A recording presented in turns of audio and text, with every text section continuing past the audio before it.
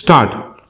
It is a great pleasure for me to be here today with you all to honor our meritorious teachers.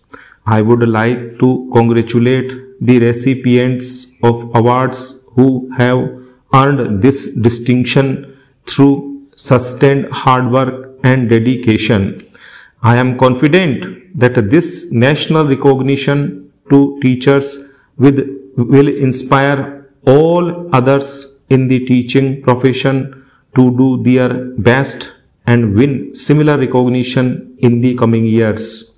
The nation is celebrating today the Teachers' Day, which coincides with the birthday of Dr. S. Radhakrishnan, an illustrious son of India and a distinguished predecessor of mine. He was a teacher himself, and his contribution to the world in the field of learning is well known.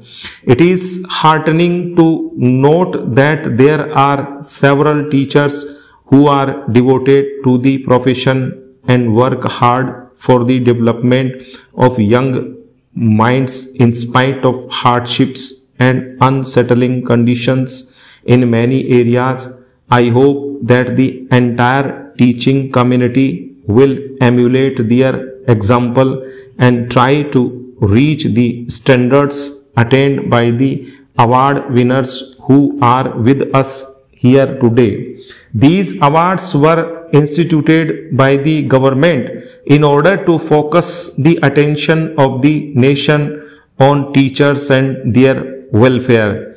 Methods of teaching are constantly undergoing change, whether it be in the teaching of humanities or of sciences. Emphasis is now rightly given to stimulating a pupil's interest and curiosity and making him eager to learn rather than being a passive recipient of information.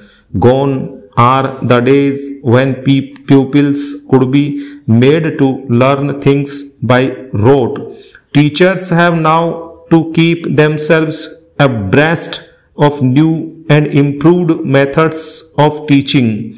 Among the directive principles of the Constitution is one which lays down that children be given opportunities and facilities to develop in a healthy manner, and the provision of free and compulsory education for all children until they complete the age of 14 years as enjoined by the Constitution.